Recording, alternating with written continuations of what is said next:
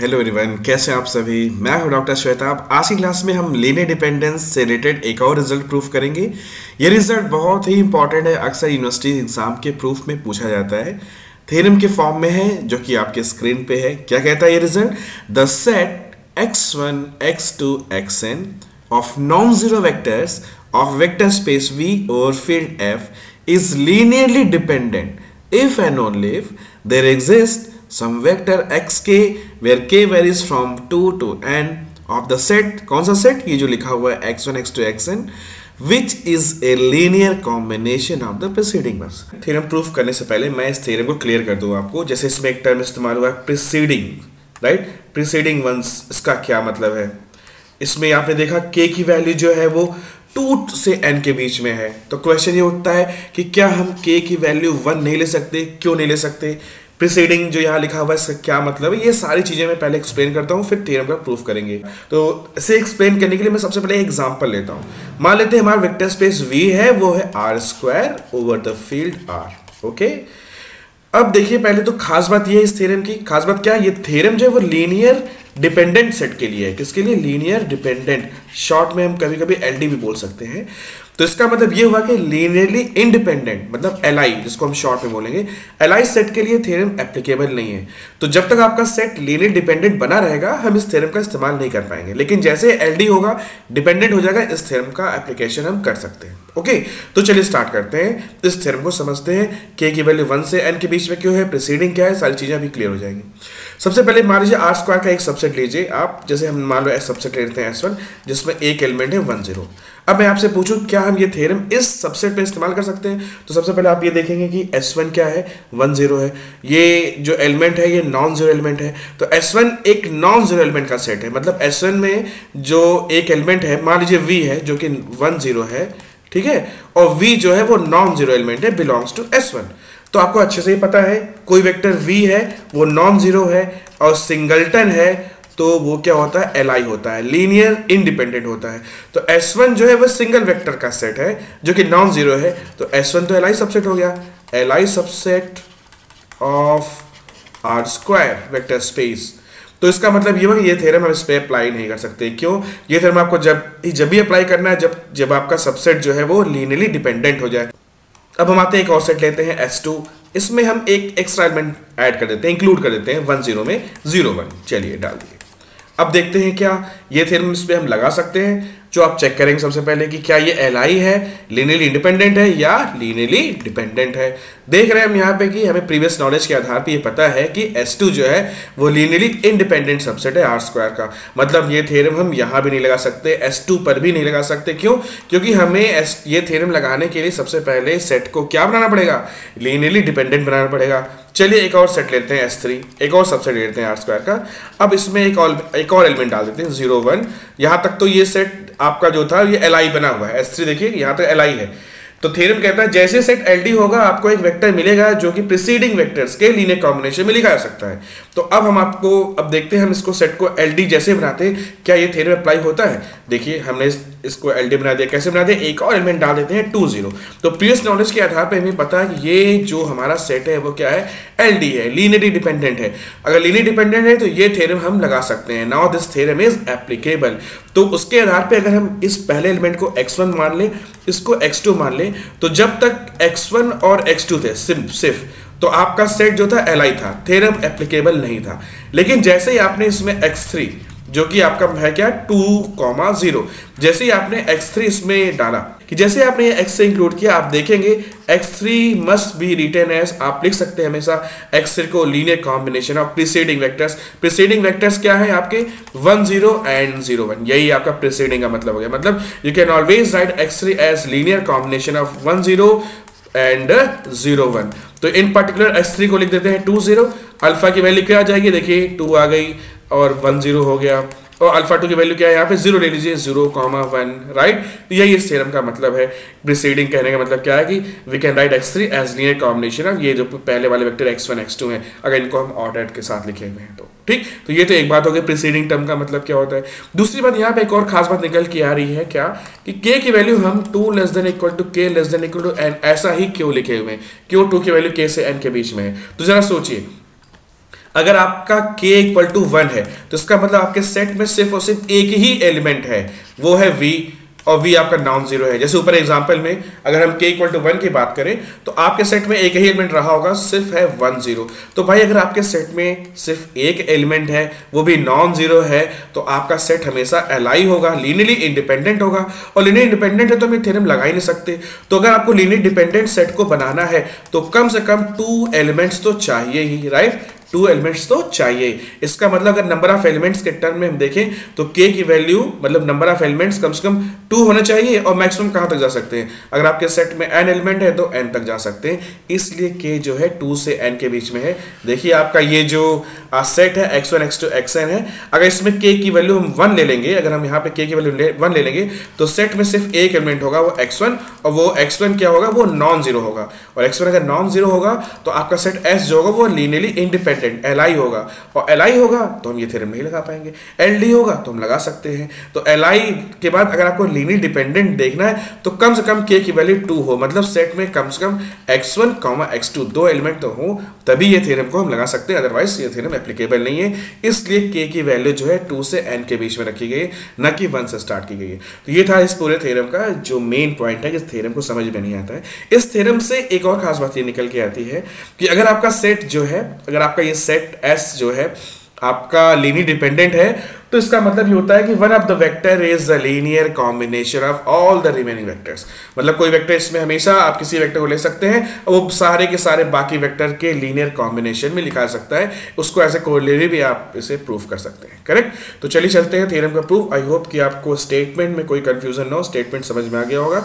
जैसे हमने यहाँ पे एग्जाम्पल लिया था एकदम इसी तरीके से हम इसका प्रूफ भी स्टार्ट करेंगे। तो लिखते हैं लेट, इसको हम एस नोटेशन देते हैं, let S equal to x1, x2, xn, ठीक है, जहां पे x1 x2 xn सारे नॉन जीरो है, be linearly dependent subset of vector space V over field F, xi are non zero where I vary from 1 to n। Proof की outline में बता दो। प्रूफ कैसे स्टार्ट करेंगे, हम S के एलिमेंट से हम डिफरेंट सबसेट्स बनाना शुरू करेंगे। जैसे हम पहला सबसेट बनाएंगे S1, जिसमें S का सिर्फ एक एलिमेंट लेंगे जो कि मान लेते हैं x1। फिर चेक करेंगे क्या ये लीनियरली इंडिपेंडेंट है या लीनियरली डिपेंडेंट है। ऑफ कोर्स ये लीनियर इंडिपेंडेंट ही होगा क्योंकि एक ही एलिमेंट है इसमें, वो भी नॉन जीरो है, ठीक है।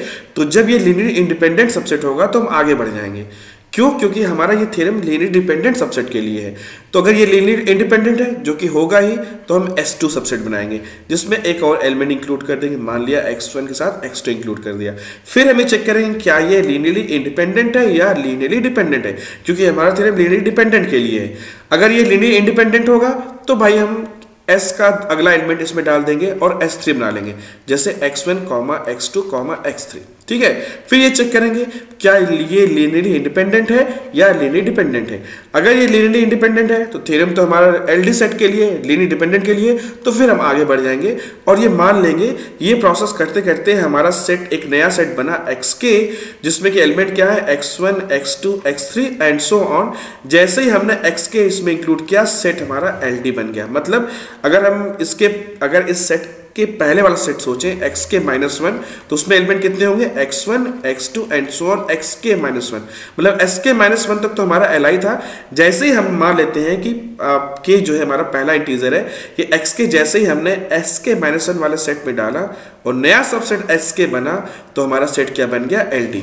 मतलब sk -1 तक हमारा li था और जैसे हमारा sk नया सेट बना, xk के इंक्लूड करते ही हमारा सेट बन गया लीनियरली डिपेंडेंट। तो हम ये शो कर देंगे कि xk can be written as linear combination of what, alpha 1 x1, alpha 2 x2, alpha k -1 xk -1। क्या शो करेंगे कि xk को हम लीनियर कॉम्बिनेशन में लिख सकते हैं प्रीसीडिंग वेक्टर्स के, जो कि क्या क्या है, x1, x2, xk -1। तो यही जो बात मैंने आउटलाइन में कही है, इसी को हम यहाँ पे लिखने जा रहे हैं। तो जिसको यहाँ पे क्लियर हो जाएगा वो थ्योरम का प्रूफ बड़े आसानी से समझ लेगा, ठीक है। तो यही बात हम थ्योरम में स्टेटमेंट वर्ड में लिखते हैं। So now consider the set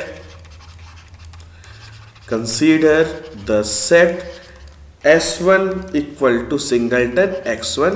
x1 जो है वो आपका नॉन जीरो है, सिंगलटन है, ठीक है। Then clearly we can say S1 is linearly independent. Clearly S1 is linearly independent, तो हम आगे बढ़ जाएंगे। Linearly independent since x1 is non zero. ठीक है, अब हम चलते हैं S2 की ओर। So next consider the set S2 नाम देते हैं हम इसे S2, जिसके एलिमेंट है क्या x1, x2। ठीक है, इफ जैसा मैंने आपको अभी हिंट दिया है प्रूफ का आउटलाइन में, if it is also linearly independent, क्योंकि लीनियरली इंडिपेंडेंट है तो हमारा कोई मतलब नहीं फिलहाल, क्योंकि हमने थ्योरम जो है लीनियरली डिपेंडेंट के लिए बनाया है। तो if it is also linearly independent means Li, okay, तो आप अगला सेट कंसीडर कीजिए, एक और एलिमेंट इसमें डालते जाइए, S से लेते जाइए। Then consider the set S3 नाम दे देते हैं, जिसमें एक और एलिमेंट हम डाल देते हैं जिसको कहते हैं हम क्या x3, x1, x2, x3। अब ये प्रोसेस चलता रहेगा। ठीक है, अगर या लिख सकते हैं यहां से प्रोसीडिंग दिस वे, भाई आपका जो ओरिजिनल सेट जो है वो तो लीनियरली डिपेंडेंट है ना, तो आपका कभी न कभी कोई न कोई वेक्टर xk के डालने के बाद ये लीनियरली डिपेंडेंट तो होना ही होना है।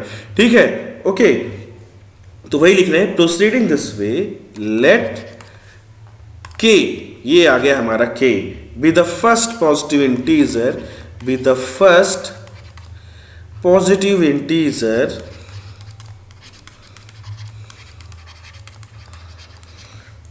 वेयर ऑफ कोर्स, अगर जनरल फॉर्म में बोले तो 2k जो है 2 से n के बीच में ही होगा।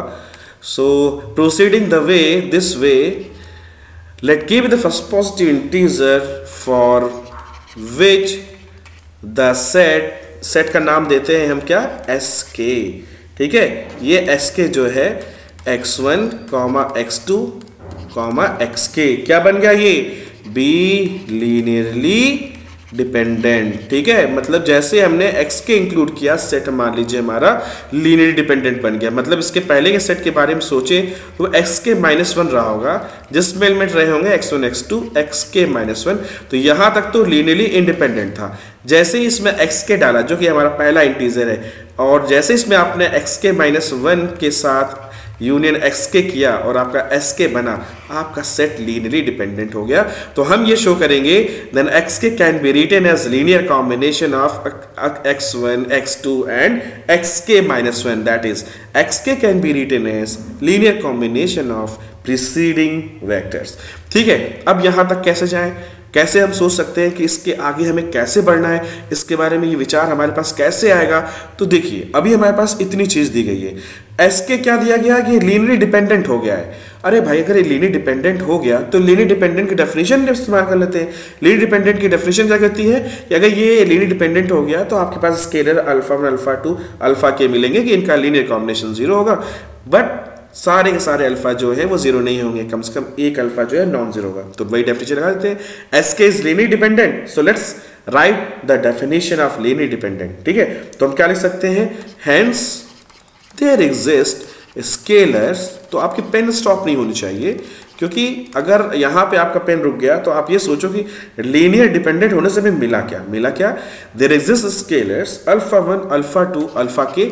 खास बात है कि नॉट ऑल 0। ठीक है, ऐसा नहीं कि सारे के सारे स्केलर 0 होंगे, कोई न कोई या कम से कम एक स्केलर अल्फा जो है वो तो नॉन 0 होगा, सच दैट कि आपका ये जो लीनियर कॉम्बिनेशन लिख रहे हैं आप, alpha 1 x1 plus alpha 2 x2 and so on plus alpha K xk equal to 0। ठीक है, यहां पे क्या लिखेंगे, not all alpha I's are 0, जहां I vary from 1 to k। ठीक है, हम यहां पे क्लेम कर रहे हैं क्या कि अल्फा के must be non 0, right. Let me right this thing, claim इसे इक्वेशन नंबर 1 लिख लेते हैं, अल्फा के मस्ट बी नॉन 0 इन 1। अगर आपने, अब आप ये सोचिए कि अगर हम ये बोल रहे हैं कि अल्फा के नॉन 0 होगा 1 में, तो सोचते हैं कि भाई अगर अल्फा के नॉन 0 ना होता, अगर हम ये सोचते हैं भाई नहीं, let me think if alpha के 0 इन 1, तो हमें क्या कंट्राडिक्शन मिल रहा है, क्योंकि अगर आपका अल्फा के जो है 0 हो जाता इस इक्वेशन में, तो आपको क्या मिलता, alpha 1 x1 plus alpha 2 x2 and so on plus alpha के -1 xk -1 इक्वल टू 0, जहां पे आप ये तो लिख ही रहे हैं कि नॉट ऑल अल्फाज आर 0। तो इसके आधार पे तो हमारा ये हो गया कि ये जो आपका सेट है xk-1, ये क्या है आपका x1 x2 xk-1, ये सेट क्या बन जाएगा, ये लीनियर डिपेंडेंट बन जाएगा, राइट, क्योंकि आपका ये जो लिखा हुआ है linear combination of x1 x2 xk-1 लिखा हुआ है और यहाँ पे कम से कम एक अल्फा नॉन जीरो है, तो आपका उस आधार पे तो हमारा ये लीनियर डिपेंडेंट बन जाएगा। लेकिन हमें ये पता है कि लीनियर डिपेंडेंट नहीं है, ये लीनियरली इंडिपेंडेंट है, क्योंकि हमने ऊपर लिखा हुआ है कि xk B the first positive integer, कि हमारा जो सेट जो चल रहा था ये वो लीनियर डिपेंडेंट हुआ। मतलब इसके बाद जब हमने इसमें xk इंक्लूड किया तब ये सेट लीनियरली डिपेंडेंट हुआ था, इसके पहले ये लीनियरली इंडिपेंडेंट था। लेकिन अगर आपने अल्फा k 0 लिया तो आपका पिछला वाला सेट जो है वो li हो जाएगा, जो सॉरी ld हो जाएगा, जो कि रॉन्ग है, राइट। तो claim alpha k not equal to 0 1, तो इसी बात को लिख सकते हैं, ठीक है।